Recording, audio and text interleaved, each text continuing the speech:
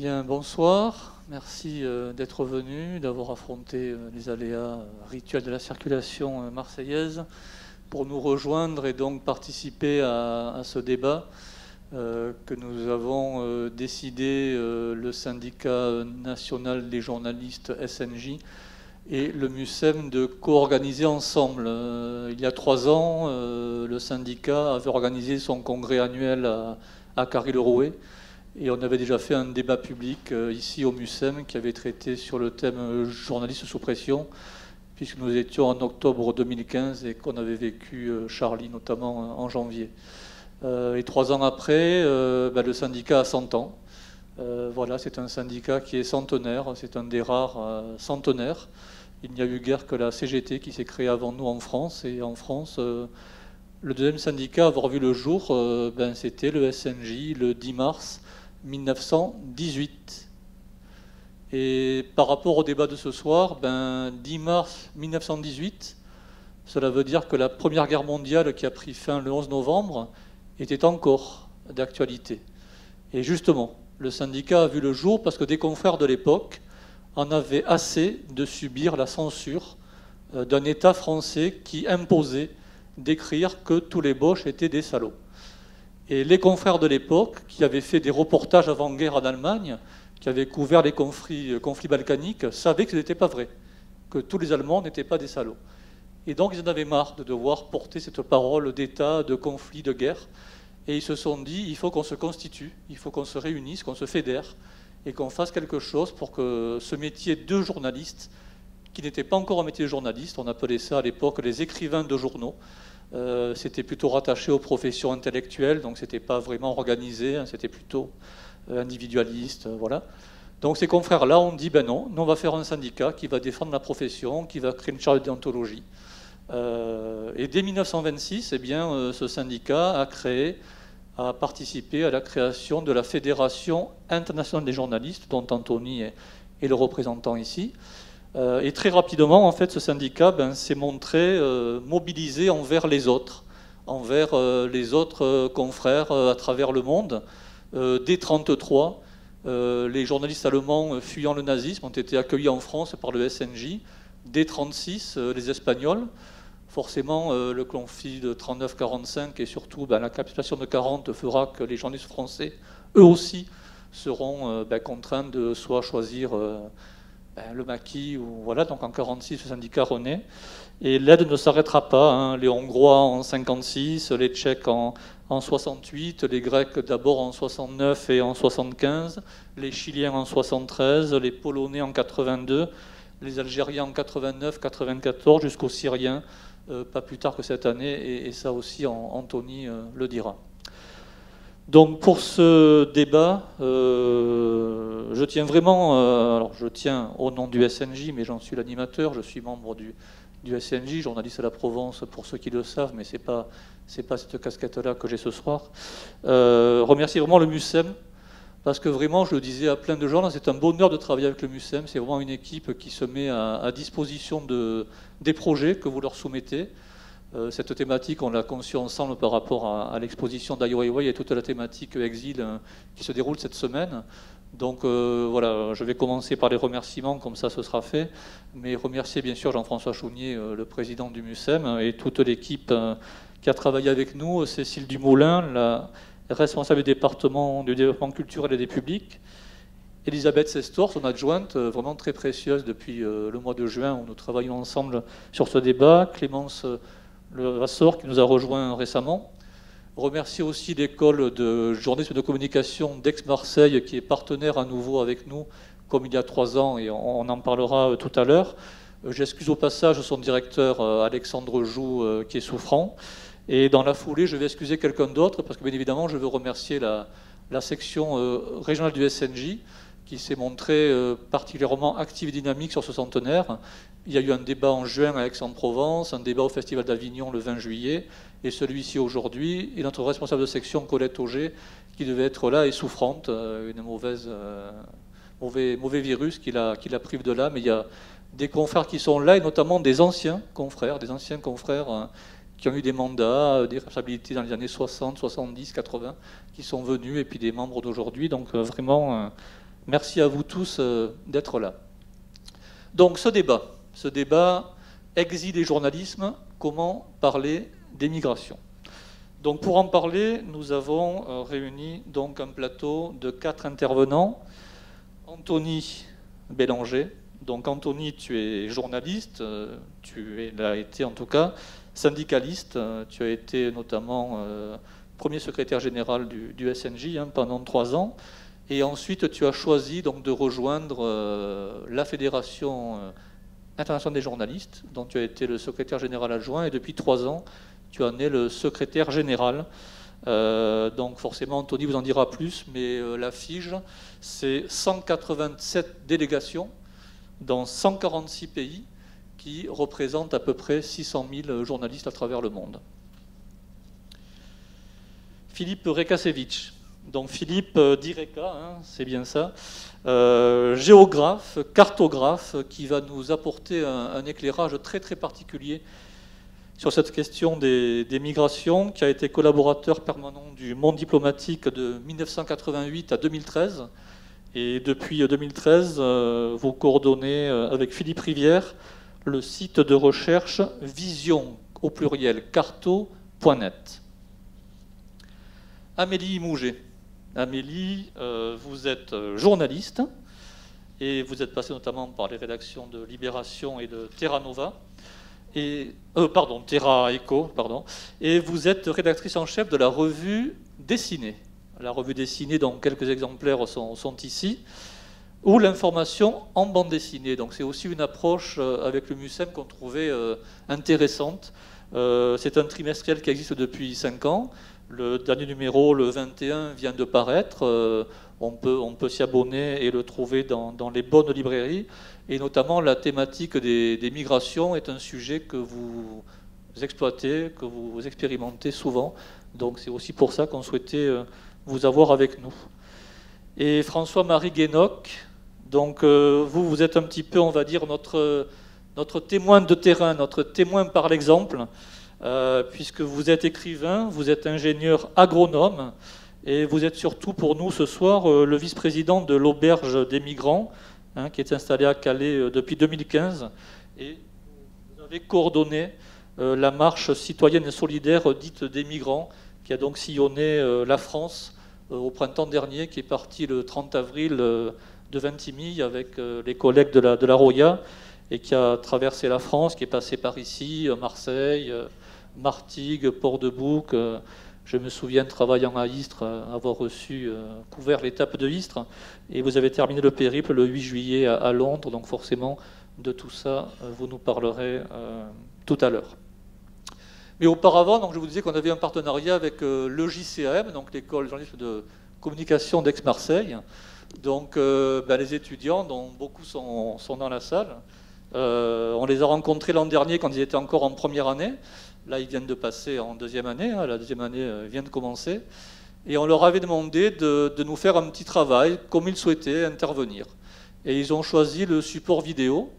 Et 6 d'entre eux ont fait des portraits, des autoportraits, où en fait ils confient en quelques minutes, c'est pas très très long, leur vision du journalisme, qu'est-ce qui les a poussés à embrasser ce métier, et voilà, qu'est-ce qu'ils pensent pouvoir en faire. Donc on va ensemble regarder ces petits portraits, et après deux des étudiantes qui ont participé, Julie Lernest et Raphaël Talbot, nous rejoindront pour témoigner de ce travail et de ce que c'est que d'ambitionner de devenir journaliste dans le monde d'aujourd'hui.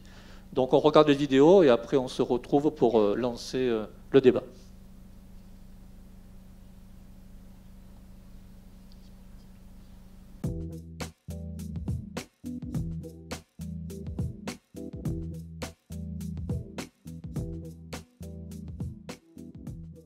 Quand j'étais petite, en fait, moi, je voulais être écrivaine parce que j'écrivais tout le temps dans des carnets, je racontais des histoires. Et je me suis rapidement rendu compte que ma créativité allait avoir quelques limites et que j'allais pas pouvoir écrire des histoires et inventer des histoires toute ma vie. Donc je me suis dit que j'allais plutôt raconter les histoires des gens et raconter ce qui se passait autour de moi. Et c'est un peu comme ça que je suis arrivée au métier de journaliste. Après, j'ai fait des stages et dès mes premiers stages, je me suis rendu compte que je ne me voyais pas faire autre chose dans la vie. Pour moi, un journaliste, c'est quelqu'un qui va passer l'information, qui récupère l'information et qui la redonne aux citoyens. Et c'est la base du fonctionnement de la démocratie.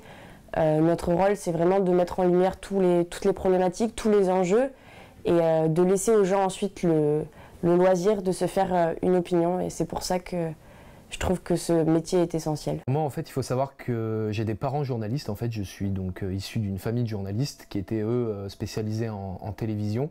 Donc du coup, moi, j'ai eu envie de faire journaliste parce que, en fait, comme ils se sont éclatés toujours dans leur métier, j'ai pu constater, j'ai pu être témoin que des bons côtés du métier. J'ai aussi une anecdote un peu qui m'a vraiment donné envie d'être journaliste. C'est un jour, ma mère qui revenait d'un reportage sur les territoriales. Elle était passée par toutes les émotions durant ce reportage. Elle a été passée par un état de détresse, de désespoir, jusqu'à un sentiment de réussite à la fin. Et elle s'est assise dans le canapé en face de moi en rentrant et elle m'a dit « T'as pas idée de ce que c'est que ce métier ?» Et depuis ce jour-là, en fait, j'ai eu envie de savoir ce qu'était ce métier, du coup. J'aime beaucoup la radio, c'est pour ça que j'ai pris spécialité radio l'an prochain à l'école. J'aime beaucoup ce média, je trouve qu'on est vachement plus libre de ses mouvements qu'en télé. Je trouve que c'est un média aussi d'avenir et moi, je me vois plus tard sur une radio, être reporter sur une radio locale ou nationale, peu importe. J'aimerais aussi beaucoup voyager, j'aimerais partir faire des reportages radio un peu à l'étranger, c'est ce qui m'intéresse énormément. Et j'aime beaucoup bouffer du micro, j'adore faire de la présentation, parler, voilà, j'adore ça. Alors ça m'est venu très tôt quand j'étais au lycée, voire même fin du collège. Je voyais les journalistes à la télé. J'avais pas vraiment la vraie notion du métier encore, mais j'étais très attirée par la profession. J'ai fait des études de droit qui m'ont permis de me rendre compte que c'est très important de faire un métier qui nous plaît, parce que le droit ne me plaisait pas du tout. Et du coup, je me suis engagée dans la voie que je voulais faire depuis que j'étais petite, donc le journalisme, et j'ai passé donc les concours. Et ça a été une révélation, d'autant plus quand je suis rentrée à l'école. Pour moi, c'est un métier qui permet de rapporter des faits réels au public, même si je pense que la dimension de la profession aujourd'hui est plus grande. Le job en or, oh là là. Enfin, c'est une profession où on peut toucher à tout, où vraiment il y a plusieurs domaines, et je trouve ça dommage de vraiment s'enfermer dans quelque chose en particulier. J'ai vraiment envie de faire de la radio, la presse écrite, même de la télé. Et donc, pour l'instant, j'ai pas d'idée arrêtée sur ce que je veux faire dans le journalisme plus tard. C'est vraiment la profession en entier qui m'a attirée dès le début et ça reste comme ça pour l'instant. En fait, avant de devenir journaliste, j'étais déjà passionné de sport.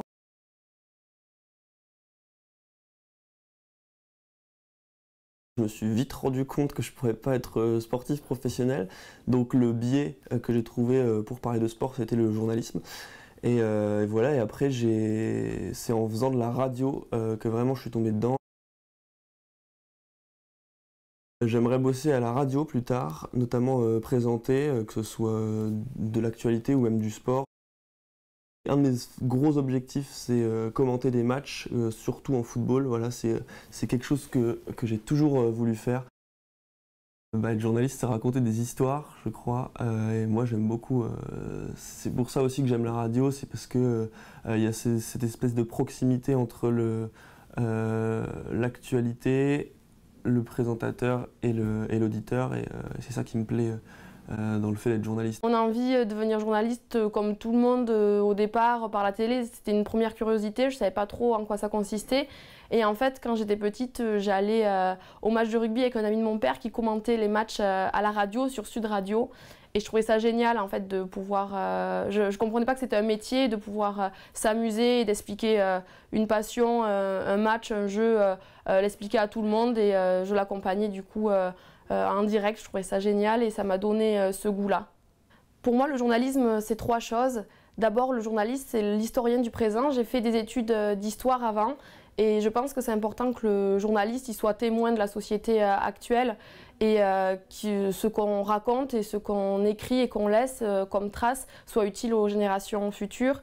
Et l'histoire qui se déroule sous nos yeux, la grande histoire avec un grand H pour moi, c'est l'histoire des migrants qui quittent le Moyen-Orient et l'Afrique en ce moment pour traverser la Méditerranée, arriver en Europe. Je pense qu'en tant que journaliste et futur journaliste, on doit vraiment s'occuper de cette question-là parce que si on ferme les yeux, on nous en voudra plus tard. Ensuite, le journalisme, pour moi, il a un rôle pédagogique. Comme un professeur, on doit raconter à tout le monde, être audible pour tout le monde, pouvoir expliquer ce qui se passe. Mais expliquer, ça ne veut pas dire donner des leçons, et je pense que ça c'est important, parce que c'est pour ça aussi qu'on peut essuyer des critiques quand on est journaliste. Il faut donner les clés pour tout le monde, pour comprendre quelque chose, et chacun doit se faire son idée. Et enfin, le journalisme, c'est pour ça qu'on est étudiant, c'est d'abord une passion. Il faut aimer les gens, être curieux, et on a de la chance pour ça de faire ce métier-là. Moi, en fait, je suis en reprise d'études. À la base, je faisais un autre métier, j'étais bibliothécaire. Et en fait, j'ai eu envie de changer de métier pour devenir journaliste. Ce qui me semblait, c'était que c'était là qu'il fallait être en ce moment. Parce qu'on baigne dans beaucoup d'informations. Et en fait, les informations, elles ont un impact énorme sur la façon dont on voit le monde et la façon dont on vit. Elles peuvent nous éloigner des autres comme elles peuvent nous rapprocher des autres. Elles peuvent nous rendre passifs comme elles peuvent au contraire nous donner envie d'agir. Et du coup, moi j'avais envie d'être là où se font les informations parce que c'était là pour moi que les choses se jouaient en fait, en ce moment. Sur un plan plus personnel et égoïste, franchement, c'est génial. En journalisme, on a énormément d'autonomie. On peut mettre de soi dans ce qu'on fait. On arrive à faire exister des choses extrêmement rapidement. Et ça, c'est super précieux. Ça n'existe pas dans beaucoup de métiers. Ben merci.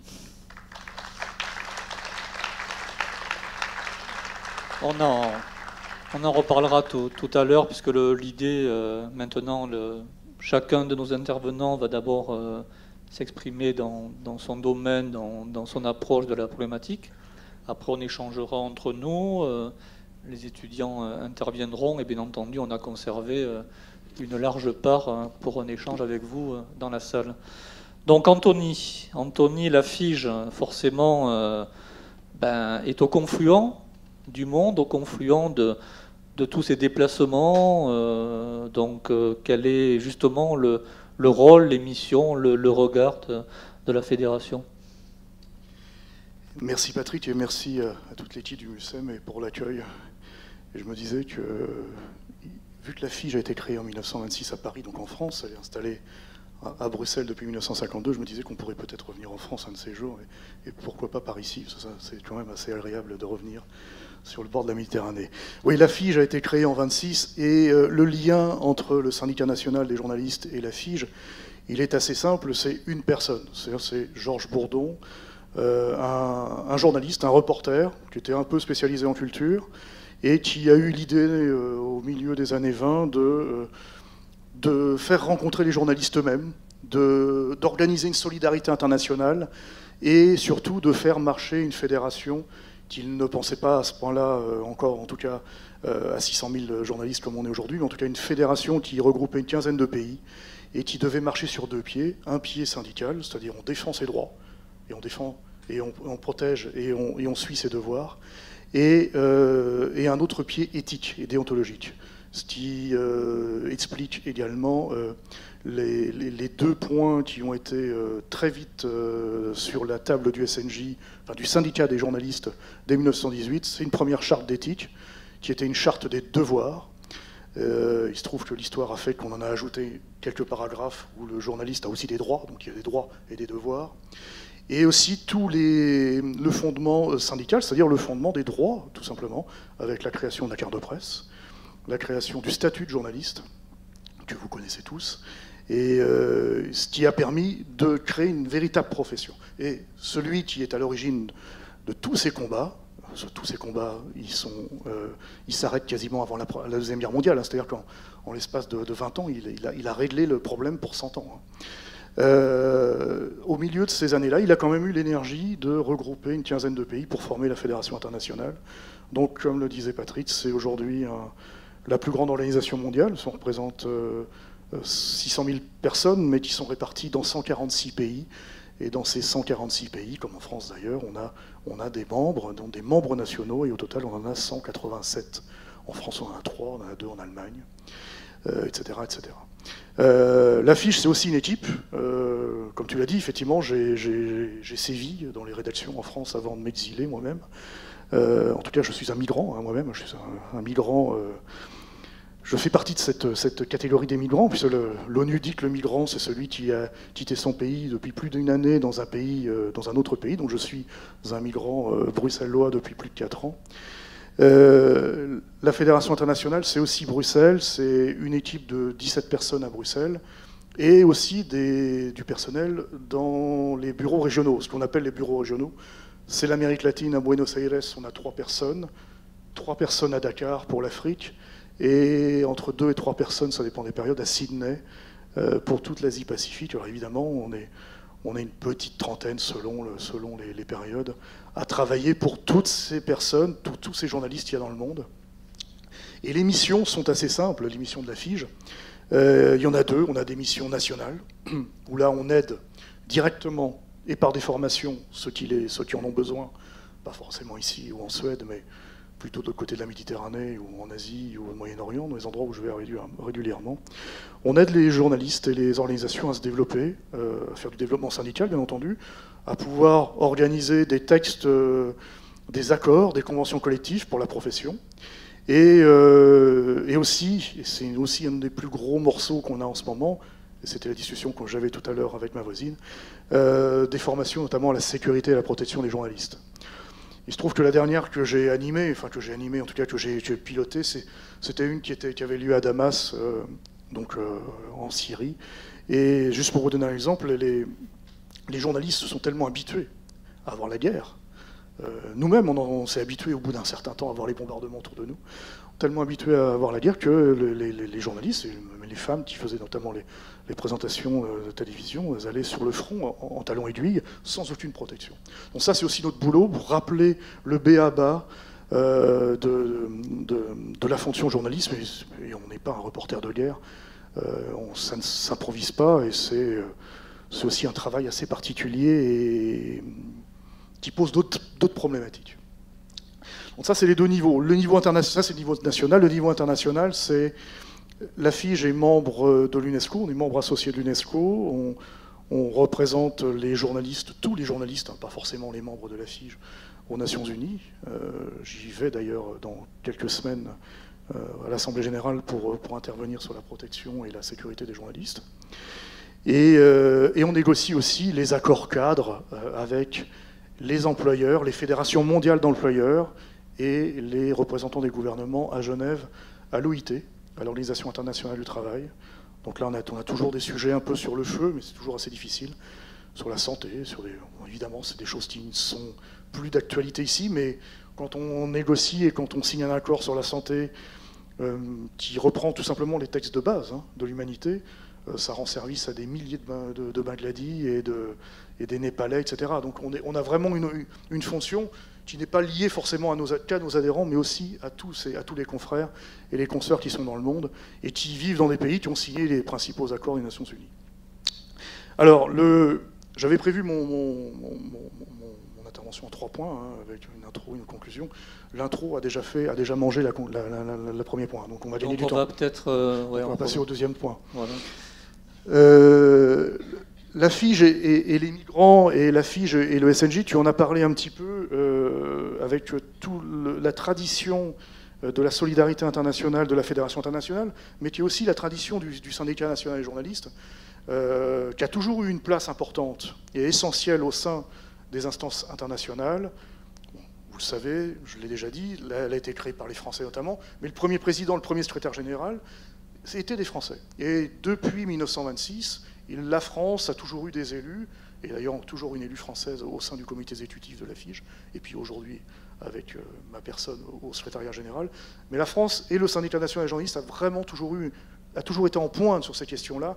Et quand il s'agissait de défendre la solidarité internationale, le SNJ a toujours répondu favorablement. Je prendrai l'exemple de Syriens, puisque c'est l'association des journalistes syriens. Si tu veux lancer, c'est la seule image que j'ai, moi, une photo qui a été prise rue du Louvre, donc au siège du SNJ à Paris.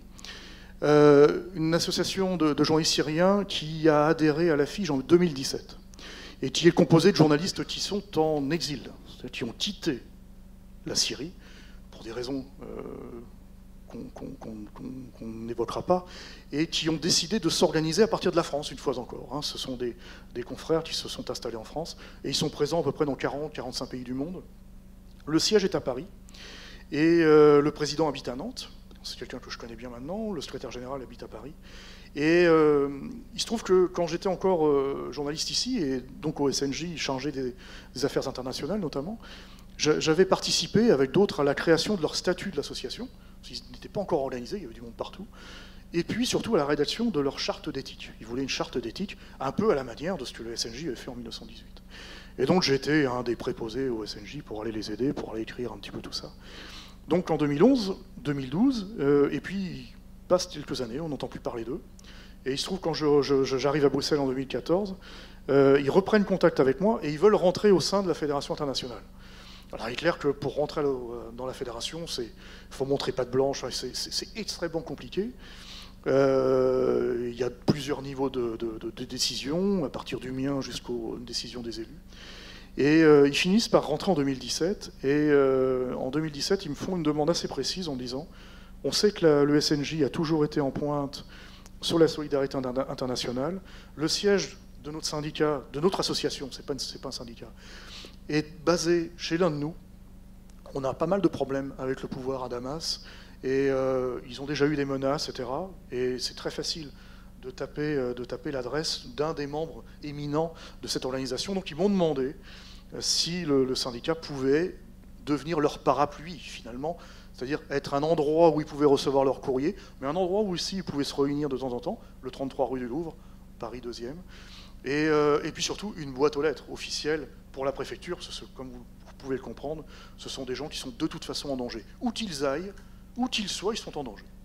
Je les vois souvent, je suis à Marrakech la semaine prochaine pour la réunion de tout notre groupe arabe, et ils y seront, mais ils sont en danger. Quoi qu'il se passe, ils vont prendre l'avion, ils sont en danger. Et donc le SNJ, dans sa grande bonté, dans un bureau national auquel j'ai assisté en janvier, a décidé de les rapatrier chez eux, et maintenant, il y a une sorte de réseau qui est créé avec tous les Syriens, et je trouve ça assez remarquable. Et c'est ça le quotidien. Évidemment, le quotidien du SNJ, vous le connaissez dans vos boîtes, parce que vous avez évidemment dans les entreprises beaucoup de problèmes, et il faut se battre pour combattre ces problèmes. Mais d'un point de vue international, il ne faut jamais oublier qu'il y a d'autres collègues qui font le même boulot que nous, mais qui n'ont pas les moyens de le faire. Et ceux qui se donnent les moyens de le faire, nous, au sein de la FIGE, on les aide, et on les soutient, et évidemment, on les soutient avec nos affiliés, qui sont quand même les mieux lotis. Je veux pas... Mais le journaliste en France, il est quand même bien loti par rapport à ce que je vois ailleurs. Mais ça ne veut pas dire qu'il ne faut pas qu'ils se battent sur autre chose. La photo vient d'arriver. Voilà. Donc ce sont ces collègues-là, vous avez toute la direction du SNJ, et puis ces deux collègues avec les deux écharpes, qui sont le président Ali Head et Saker Idriss, qui est juste à côté de Dominique Pradalier, donc à droite. Et donc ce sont ces collègues-là qui sont maintenant des parties prenantes totales de ce syndicat, qui sont invités au congrès, et il y a un véritable réseau qui s'est créé. Et même s'ils continuent à travailler, parce que leur base est à Gaziantep, donc à la limite, à la frontière turque et syrienne, ils ont un bureau, hein, avec lequel nous on travaille d'ailleurs directement au sein de la FIGE, mais ils sont là et ils continuent à faire du lien. Saker était dans mon bureau hier pour récupérer des cartes de presse internationales, donc il y a un vrai élan qui est en place, et ça se fait évidemment pas nous tout seuls, vous avez compris, je suis 17 personnes à Bruxelles, mais c'est avec tous nos affiliés. Évidemment, la solidarité internationale, ça signifie une seule chose, c'est celui qui peut faire son boulot correctement, il aide celui qui ne peut pas le faire correctement. J'ai eu la même chose avec une jeune consoeur de Bahreïn qui est aussi installée à Paris, que j'ai reçue à plusieurs reprises à Bruxelles, et qui, elle, a été torturée, violée, emprisonnée. Elle a tout eu, toutes les horreurs que l'humain peut faire à un autre, elle les a eues. Elle a moins de 30 ans. Hein. Et une fois encore, le syndicat... Le SNJ en l'occurrence l'a aidé et lui a permis d'essayer de trouver un petit boulot, mais le problème c'est quand on est journaliste issu du monde arabe, que l'anglais n'est pas forcément sa langue maternelle, c'est compliqué de trouver du boulot. Et le dernier exemple, c'est un Yéménite. On a pas mal, on a une grosse population de Yéménites qui arrive en France et en Belgique. Et ce collègue yéménite, il est arrivé à notre congrès, le 29e congrès mondial de la FIGE, on l'a organisé à Angers en 2016. Et ce collègue-là, à la fin du congrès, me dit je ne repartirai pas. Et il avait pourtant un billet de retour. Et il me dit, compte tenu de la situation du Yémen, hein, c'est une guerre dont on parle peu, c'est un pays qui est complètement détruit, il n'y a plus d'État, il n'y a plus de sécurité, il n'y a plus rien. Et il me dit, je ne peux pas rentrer, mes enfants, il a laissé ses 5 enfants là-bas, il a laissé sa femme. Et il me dit, j'ai besoin absolument de trouver une solution. Et on était un vendredi soir. Moi, je venais de finir mon congrès mondial. J'avais la tête comme ça. Et il a fallu trouver une solution. Et là encore, les collègues du SNJ, mais aussi ceux du SNJ-CGT, donc un autre membre de la FIGE, se sont vraiment pliés en quatre pour récupérer ce gars-là. Et puis d'autres collègues qui traînaient, parce que du coup, quand ils ont appris qu'il était là, ils sont venus aussi à Paris. Et on les a aidés. Et aujourd'hui, le gars, évidemment, il n'est plus dans la profession. Il est installé dans l'Est, il est en Alsace, si ma mémoire est bonne.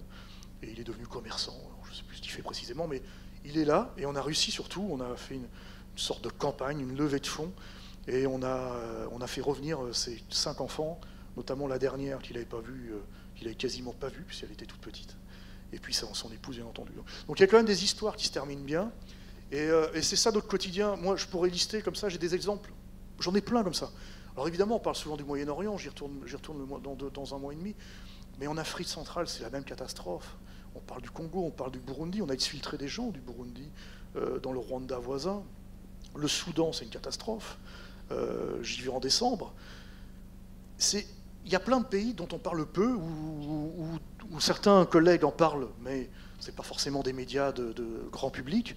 Et souvent, ils en parlent d'ailleurs très bien. Mais c'est vraiment difficile, entre guillemets, de vendre un sujet quand on est sur des sujets comme cela. Et tu parlais, en tout cas tu écrivais dans ta présentation, qu'il y avait le kilomètre émotion. Ça marche bien, ça marche bien, et ça j'en parlerai aussi.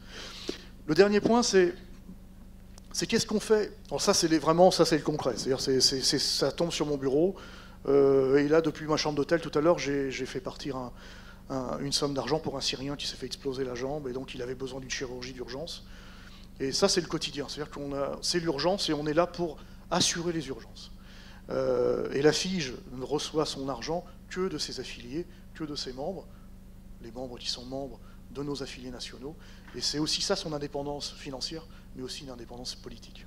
Ça, je tiens aussi à insister, ce n'est pas forcément le cas d'organisations internationales. Le dernier point, c'est qu'est-ce qu'on fait autrement, localement et de façon plus pérenne pour les journalistes. Tout à l'heure, je parlais des différentes formations qu'on mettait en place. Mais en Belgique, à titre personnel, moi, en tant que représentant de la FIGE, en tant que secrétaire général, je travaille avec des coordinations de réfugiés, avec le Haut Commissariat aux réfugiés à Bruxelles, avec nos organisations, pour essayer de mettre en place, c'est en cours, hein, c'est pour ça que on est en train de le faire, pour mettre en place un centre de ressources pour les réfugiés journalistes. Alors, on va dire, ils bossent que pour les journalistes. Oui, parce que c'est la profession que je connais le mieux, c'est la mienne, et parce que pour toutes les autres réfugiés à Bruxelles, il y a vraiment un réseau militant qui manque évidemment de moyens, mais qui est vraiment très fort, et qu'on soutient, nous, de temps en temps, quand ils ont besoin. Et en revanche, ils nous ont fait appel parce qu'il est très compliqué pour eux de vérifier si quelqu'un est journaliste, surtout quand quelqu'un arrive du Soudan, qui parle très mal l'anglais, et c'est très très compliqué de vérifier. Donc ils viennent vers nous, ils nous disent, est-ce que ce gars-là était journaliste? Vous l'avez compris, on est présent dans 146 pays du monde, et au Soudan on a 2 affiliés, et c'est très facile en 2 coups de téléphone de vérifier si quelqu'un est journaliste et quelle est sa situation. Et il se trouve qu'on est en train de mettre en place ce centre de ressources, je pense qu'on va arriver à le faire, aussi avec l'ULB, l'Université libre de Bruxelles, avec des chercheurs, des spécialistes sur cette question-là, pour essayer de faire une sorte de coordination c'est juste pour faire accélérer des dossiers de gens qui sont là, qui sont des véritables migrants pour le coup, et qui ont absolument besoin d'obtenir un statut de réfugiés à Bruxelles en l'occurrence, puisqu'ils sont ici. Mais c'est pas que à Bruxelles, j'ai encore fait un dossier récemment pour quelqu'un qui est basé à la Charleville-Mézières. Je n'ai aucune idée pourquoi le gars il arrive à Charleville-Mézières, mais il est là et il a fallu écrire rapidement au préfet pour pas qu'il soit embarqué dans un avion. Donc ça c'est un des premiers boulots qu'on fait. Après on fait un boulot directement au niveau des journalistes, c'est-à-dire tout ce qui est lié au hate speech, c'est-à-dire que le discours de haine, on a une vraie responsabilité quand on est journaliste. C'est une responsabilité déjà d'employer les bons termes. Un réfugié, c'est pas un migrant, et un migrant, c'est pas forcément un demandeur d'asile. Un journaliste, il doit employer les bons termes. Et donc là, nous, on fait des formations, on l'a fait en Croatie, on l'a fait en Tunisie il n'y a pas longtemps, sur comment appeler ces personnes qui bougent. Parce que les migrants, ça a toujours existé, et ça existera toujours. Ces gens-là bougent, ils ont des statuts internationaux différents, et le journaliste, il doit être à la pointe et surtout au courant de ce qu'il raconte. Donc là, nous, on fait des formations, et des formations qui sont souvent financées par la Commission européenne. Mais on a aussi des formations directes. Et là, je parlais tout à l'heure de l'Organisation internationale du travail, l'OIT, à Genève. Et là, on est en train de piloter un projet qui est assez lourd sur 8 pays différents, aussi sur de la formation, mais pas que, sur comment montrer aux citoyens, via les journalistes, que les migrants, c'est aussi une source pour les travailleurs, pour les salauds, simplement, qui abusent des migrants. Et donc là, on a un projet qui est assez énorme. Nous, on est une goutte d'eau là-dedans, dans ce projet-là, dans la mesure où on ne parlera qu'aux journalistes et pour les journalistes. Mais on travaille notamment avec la Confédération syndicale internationale, qui est la confédération dans laquelle la Fédération internationale est intégrée. Moi, je suis membre du bureau de la Confédération syndicale internationale, qui regroupe tous les travailleurs du monde. Donc, elle représente plusieurs millions de personnes. Cette confédération est basée à Bruxelles. Et c'est elle qui pilote, et notamment sur cette histoire d'exploitation de ces migrants qui sont une chair très facile pour beaucoup de patrons. Je ne parle pas forcément en Europe, mais notamment en Asie, mais aussi en Afrique, et en Afrique du Nord notamment. Donc voilà, donc c'est l'urgence, je vais terminer là-dessus. Et que ce soit des Irakiens, des Yéménites, des Syriens bien entendu, un Iranien encore la semaine dernière, on a bien sûr des Africains et pas mal de Soudanais et des Congolais, parce qu'il y a un lien historique entre le Congo, comme vous le savez, et la Belgique. On a un boulot qui s'arrête jamais, mais bon, c'est ce qui fait l'intérêt. Et on n'a pas le droit de se plaindre quand on fait ce boulot-là. C'est-à-dire que nous, on a juste le devoir de se tenir debout. Et de se tenir debout pour les maintenir, eux, debout. Parce que la plupart des gens, soit qu'on a au téléphone, soit qui passent dans le bureau pour les plus valeureux et ceux qui ont eu le plus de chance, ou soit ceux qu'on aide à travers nos syndicats, c'est des gens qui sont à la fin, en fait. Ils sont au bout du rouleau, ils ont vécu des choses terribles, et j'imagine que mes collègues autour de moi vont avoir beaucoup de choses à dire aussi sur le vécu d'autres personnes. Moi, je parle vraiment que de ce qui concerne la profession. Et rien que pour eux, pour les maintenir debout, il faut que nous, on reste debout, et on ne peut pas rester debout sans nos affiliés, sans nos membres dans ces 146 pays. Et c'est pour cette raison-là que, dès que je peux, bien entendu, je viens à Marseille, mais dès que je peux, je viens aussi témoigner de ce qu'on fait au quotidien et de ce qui se passe pour les journalistes dans le monde. Merci beaucoup.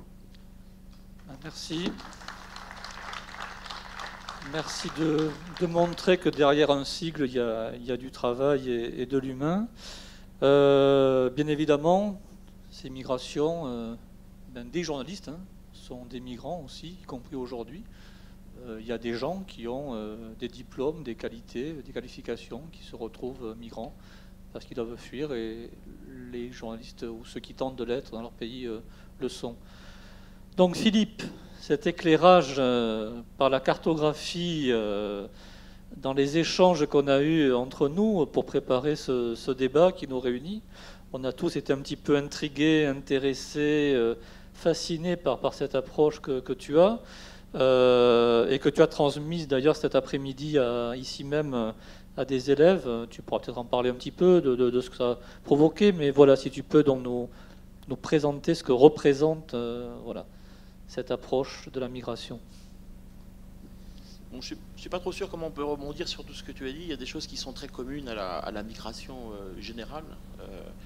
Je pense que tous les migrants qui sont sur les routes de l'exil, qui ont vécu et qui ont fait des itinéraires tous plus ou moins longs, en général vivent des traumatismes immenses. On peut à peine imaginer ce qu'ils ont subi. Donc on est dans un monde traumatique, un monde très complexe, très interrelié. Alors c'est intéressant, tu disais que vraiment il faut utiliser la bonne terminologie, le bon vocabulaire. Un migrant n'est pas un réfugié c'est pas un déplacé. Et effectivement, il y a des définitions extrêmement subtiles qui correspondent à des statuts juridiques, et en fonction du statut juridique, on n'a pas la même protection selon le pays où on est, la protection internationale. Il est effectivement important d'utiliser les bons termes. Je vais y revenir. Alors toi tu avais 3 points, moi j'en ai 5, je ne sais pas si je vais avoir le temps de tous vous les donner, mais en tout cas j'avais envie de faire un espèce d'état des lieux de la manière dont depuis 25 ans, pour un grand mensuel français international, j'ai couvert les questions migratoires, les questions démographiques, les circulations migratoires. de tous ordres, et d'essayer de faire un point sur la manière dont on l'a fait, la manière dont nos collègues l'ont fait, puisque tous les journalistes et toutes les personnes, les spécialistes qui se sont intéressés aux migrations, et essentiellement les universitaires, puisque nous travaillons, nous journalistes, en relation très très étroite avec des sources d'information que nous pensons crédibles, en l'occurrence le réseau Migre-Europe, qui a été issu du laboratoire Migrinter à Poitiers, dont je fais partie, pour être sûr de ne pas faire mauvaise route. Donc a priori, le monde des migrations, c'est les journalistes en tout cas qui s'occupent de ce sujet, travaillent de manière très très étroite ensemble, même si on travaille tous pour des titres qui sont a priori des titres concurrents. Le Monde, Mediapart, Libération, le monde diplomatique, The Guardian aussi, des journaux en Norvège, puisque j'habite en Norvège ou en Hollande, pour échanger nos informations et pour être sûr qu'on ne fait pas fausse route, parce que tellement de fausses idées, tellement d'idées approximatives circulent qu'il est parfois assez difficile d'être sûr qu'on n'est pas sur une fausse route, même si on croit qu'on est dessus. Alors, donc je voulais faire ce point, et puis en essayant de souligner les écueils, parce qu'après tout, voilà, il faut qu'on fasse des progrès. La première chose, c'est parler des migrations, écrire sur les migrations, c'est évidemment le faire au bureau, énormément rechercher, croiser les données, mais être sur le terrain. Ça, c'est le premier point. Et être sur le terrain, ça prend du temps, ça coûte cher. Aujourd'hui, les journaux sont en crise et je ne suis pas sûr que tous les journaux ont suffisamment de budget pour envoyer un journaliste pendant une semaine, de rien faire à Melilla pour rencontrer les jeunes, simplement être avec eux pour s'imprégner de leur discours, de leur narration, de la manière dont ils vivent, pour comprendre, de discuter avec eux, de savoir d'où ils viennent.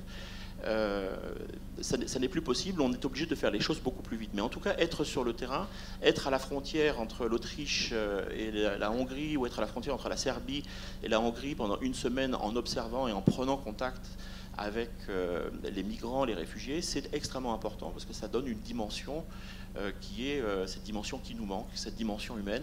Et c'est vraiment cette dimension qui manque à l'analyse sur les migrations quand on la fait avec distance. Trop souvent, les migrations, ce sont des chiffres, des statistiques, et c'est un domaine qui risque d'être extrêmement désincarné si on ne prend pas bien soin finalement de ramener chacun de ces milliers ou dizaines de milliers de migrants. Chacun a une histoire qui est un destin, un drame, une tragédie, c'est une famille, c'est des gens qu'on perd, c'est des gens qui sont loin, qui ne sont pas chez eux, qui n'ont pas vu leurs enfants, etc. Et c'était effectivement assez difficile de le reporter dans un article qui fait 10 000 signes, espace inclus, par exemple. Donc la première chose, c'est le terrain. La deuxième, c'est d'avoir cette approche verticale et horizontale, temporelle et spatiale. C'est vrai que les migrations, maintenant on en parle beaucoup, c'est devenu un sujet très émotionnel. Et dans le train ce matin, j'ai pensé, je vais attendre juste le jour même de la présentation, du débat, pour par hasard regarder sur Internet ce qu'il y a sur les migrations. Et j'ai trouvé 10 sujets horribles, dont un en Belgique, où on arrête, alors je vous donne les termes du journal belge, je crois que c'est Le Vif, je ne sais plus. La Serbe a été arrêtée à la frontière. Elle n'avait pas suffisamment d'argent, enfin en tout cas pas la somme nécessaire pour rentrer, minimum pour rentrer et pour vivre 5 jours avec son bébé. La femme a été internée dans un centre, il y a des centres de rétention, le temps qu'on décide et qu'on voit si elle avait de la famille, si quelqu'un pouvait manger. Elle avait 300 €, il fallait 320 €. La réalité migratoire, c'est ça aussi. En fait, elle n'était pas du tout migrante, elle était serbe, mais il l'appelle la serbe, ou la femme.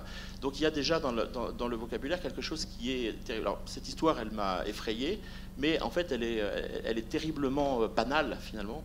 Et on est ici dans une espèce de normalité qu'on accepte, on lit ça, et puis on a vraiment l'impression que c'est normal, alors qu'en réalité, on est dans l'inacceptable. Ce qu'aux États-Unis, on appelle the new normal, c'est-à-dire qu'on arrive à nous faire accepter comme quelque chose qui est normal, un truc qui est totalement inacceptable du point de vue éthique. Donc, d'une part, prendre de la distance et essayer d'avoir une approche assez scientifique, ce qui n'empêche pas d'être empathique. Et c'est ça qui est difficile, c'est en même temps d'avoir de l'empathie, mais sans être trop émotionnel, parce qu'on est plus crédible, mais en même temps avoir une approche scientifique, c'est-à-dire prendre de la distance. Et puis, il y a tellement de fantasmes et tellement d'idées très approximatives et finalement fausses qu'on a besoin de se réancrer dans le réel pour ramener ce phénomène migratoire à ses justes proportions. à ce que c'est réellement, et puis surtout de le réancrer dans le droit international. Je donne un exemple. Aujourd'hui, on pense tous que finalement les migrants sont des criminels parce qu'on les a criminalisés, parce qu'on utilise un vocabulaire, une terminologie criminalisante. Finalement, c'est peut-être ce que vous faites dans vos ateliers. Et finalement, on trouve ça normal. Alors que si on regarde avec distance et qu'on reprend les termes du droit national, finalement, ils ne sont pas illégaux, ces migrants. Ils sont peut-être irréguliers parce qu'on ne leur a pas permis de voyager de manière régulière. Alors on va dire qu'ils sont irréguliers, mais en réalité, c'est nous qui sommes illégaux, parce que c'est nous qui agissons en violation des propres engagements que nous prenons à travers les conventions internationales que nous avons signées, qui sont que quelqu'un qui se sent menacé dans son intégrité physique, il a le droit de mettre le pied sur un territoire qu'il juge safe, qu'il juge en toute sécurité, d'une part, puis d'autre part, il a le droit de déposer une demande d'asile et que cette demande d'asile soit traitée, quel que soit le résultat. Et bien souvent, c'est un droit que nous ne donnons pas à ces migrants. Déjà, très souvent, on ne leur permet même pas d'arriver sur le territoire. Donc revenir à une approche qui est en même temps temporelle et spatiale. Et temporelle, ça permet de remonter dans le temps, de reconsidérer les évolutions et de ramener les choses à leur juste mesure. Depuis 2015, on parle de crise migratoire. Là aussi, c'est important. Moi, je suis convaincu qu'il n'y a pas de crise migratoire, il n'y a pas eu de crise migratoire. Il y a eu un afflux, peut-être un tout petit peu plus que de migrants qui sont arrivés, mais pas vraiment beaucoup plus, si on compare aux migrants qui sont bloqués au Maroc, autour de l'enclave de Melilla, par exemple, ou de Ceuta.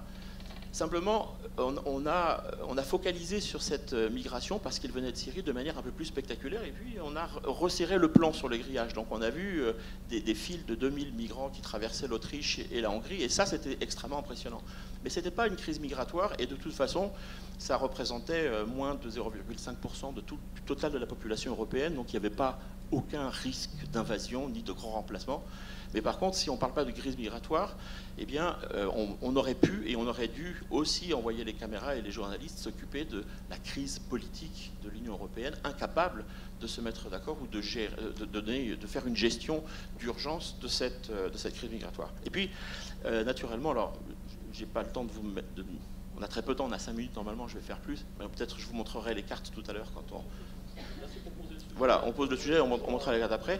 Eh bien, c'est l'approche donc verticale, l'approche géographique.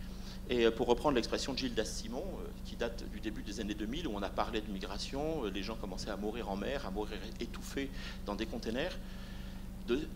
Et ces géographes du laboratoire Migrinter à Poitiers se sont dit, mais qu'est-ce que ça donne dans la géographie? Où meurt-il? Comment meurt-il? C'est combien de gens? Est-ce qu'on peut trouver une manière de représenter ça cartographiquement? Et donc, comme le dit Gildas Simon, de spatialiser le regard. Et c'est à partir du début des années 2000 qu'on a commencé à spatialiser son regard et à créer ces cartes dont je vous montrerai le résultat un petit peu plus tard. Et ça a donné une dimension complètement différente parce que finalement, on a compris beaucoup de choses sur les processus, sur les raisons pour lesquelles les gens migrent et sur les processus de la migration et sur sa complexité. Alors évidemment, c'est vrai qu'on va pouvoir parler, écrire sur la migration, mais apprécier les narrations, les trouver informatives, les trouver émouvantes. Il était nécessaire de trouver un autre type d'écriture, une écriture cartographique qui permettait de lui donner une autre dimension, une dimension nouvelle qui apportait plus d'informations. La troisième chose, c'est les mots. C'est la terminologie, le vocabulaire, et là, on est tous d'accord que c'est très important de faire attention et de ne pas utiliser un mot pour l'autre. Mais j'irai un tout petit peu plus loin. Tu as posé le problème. Un migrant n'est pas un réfugié, n'est pas une personne déplacée. Alors, en fait, il y a plein de moyens de les nommer, ces gens-là. Il y a des migrants, et a priori, un migrant, c'est un migrant économique. Mais on va voir qu'il y a plein de raisons pour migrer. On migre, voilà. Et la question, c'est est-ce que c'est plus illégitime de migrer parce qu'on a envie de découvrir le monde que de migrer parce qu'on vit dans un pays pauvre et qu'on n'a pas assez à manger, ou qu'on n'a pas de travail, ou parce qu'on est menacé dans son intégrité physique, ou parce que c'est la guerre, ou parce qu'il y a des violences politiques? Et on va voir finalement qu'au terme du droit international, on revient toujours sur ce critère, moi je m'accroche à celui-là, eh bien, et c'est dans la Déclaration des droits humains, tout le monde a le droit de bouger dans tous les sens sur Terre. Et si on prend cette base-là, eh bien personne n'est illégal sur la Terre, vous voyez, et que les communautés en Assam qui ont parfaitement les moyens de payer des études à leurs enfants, ils pourraient rester sur place. C'est dans la tradition d'envoyer les enfants découvrir le grand monde. D'où en fait on le fait, on peut le faire. On peut aller faire nos études en Allemagne ou en Norvège. Au nom de quoi est-ce qu'on l'interdit aux Bangladeshis et aux Indiens? Ça c'est une question que les journalistes qui couvrent ce thème ont eu aussi beaucoup de mal à aborder parce qu'il était un peu illisible, disons, ou inentendable par le public.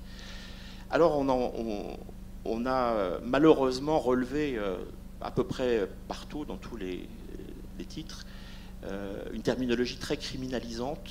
On a parlé de migration illégale, délinquante. J'ai vu tout à l'heure sur le film un gros titre de Libé, immigration clandestine. Ça c'est le pire, un clandestin. Il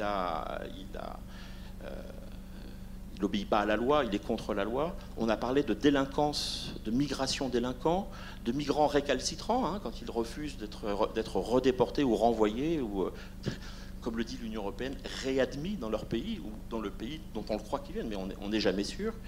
On parle de migration clandestine, tout un vocabulaire qui a conduit, et c'est là la responsabilité aussi de la presse, ce vocabulaire qui conduit à inscrire, à sculpter dans les esprits du public une certaine idée, une certaine perception de la migration, et qui rend finalement acceptable cette criminalisation. Et je vous rappelle qu'aujourd'hui, il y a des gens qui sont retenus dans des endroits, des centres de rétention, des prisons fermées.